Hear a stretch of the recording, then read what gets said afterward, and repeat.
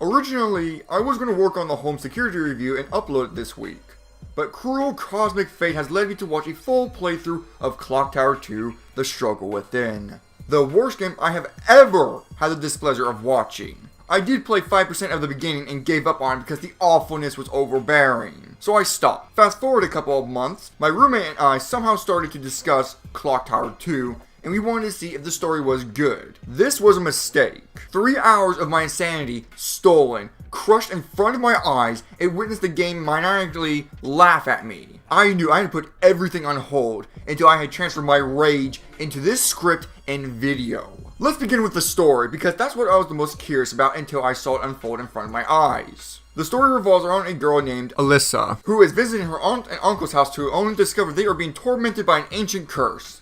Then it's about a zombie invasion. Then it's about a conspiracy theory. Then it's about nothing because there is nothing learned or concluded. The story goes nowhere and offers nothing about its world. It only takes away your precious time that you could be using to write a best-selling book. But now you can't because half your brain cells are dead. The only good idea this story has to offer is that Alyssa has a split personality disorder that can change the course of the story. Sadly, it was in the hands of Clock Tower 2. So the idea was never fully explored or explained. There are multiple endings to this game and they offer nothing. They don't explore the world, characters, or story. They are essentially glorified game over screens. There's a total of 5 minutes of a depthless story throughout the game. The rest of the 2 hours and 55 minutes is pointless backtracking, and don't worry, I will get to that later. How are the characters though? Do they have more depth than a puddle? No! Every action they commit is idiotic and illogical. You could take out all of the characters and nothing would change. You would still get the empty feeling even with the characters there. The greatest offender that I want to focus on the most is Shannon. This mysterious woman that shows up at random and says ominous things. You are not sure why, and even at the end, you are still not sure why. Spoilers ahead, because fuck this game. Shannon turns out to be Alyssa's sister of some sort, and after receiving this revolutionary information, Shannon kills herself and Alyssa moves on unaffected by this information. She has no burning rage against her father, and it's never brought up again. The father himself at the end says he never had a daughter and only adopted Alyssa. Is a twist for the sake of having a twist. It's like the game's story and characters only had a one rough draft and they went with it. I refuse to believe this game had actual writers on board. Because every line that is spewed by the characters, I can feel my brain cells committing seppuku. The voice acting is flat, emotionless, and unbelievable. My investigation's over. I just found Tate's body. There's no sign that the number of zombies is decreasing, and it's time to get out of here. Gonna try to escape?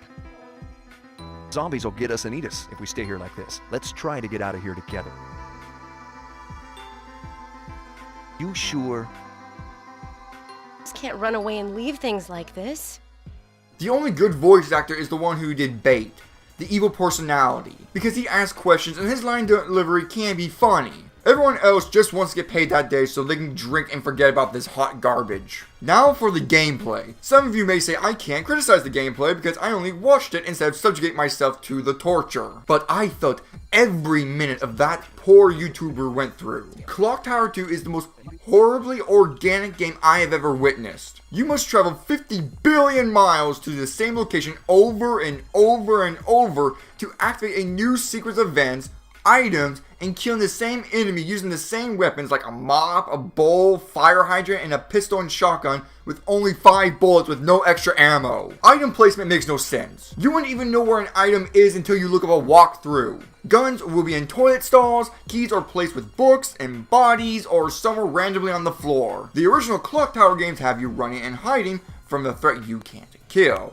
Clock Tower 2 still has that run and hide gameplay, but made the mistake of being able to fight back. It's hard to feel threatened when you can easily convert the threat into your personal customized slippers.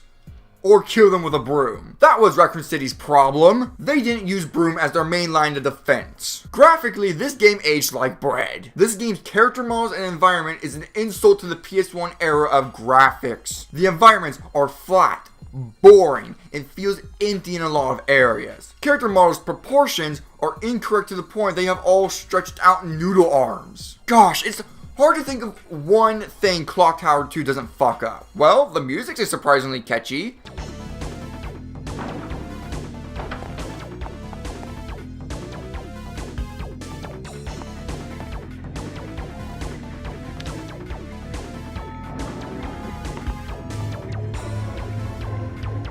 but only plays when you are getting chased, so you mostly run in awkward silence. And here's the kicker.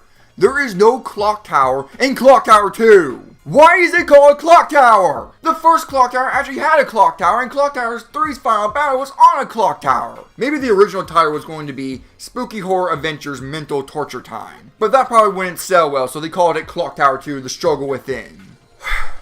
You know, I give every game the benefit of the doubt. Even games like Hollow, Agony, and Remother Tormented Fathers has potential, and the ideas of them could be saved. However, not Clock Tower 2. Nothing is salvageable. Not even Jesus Christ could save this game. Clock Tower 2 is the worst game I have ever had the displeasure of witnessing.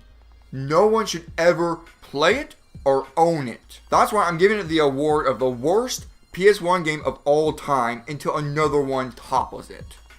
This is Christian Anderson, signing off.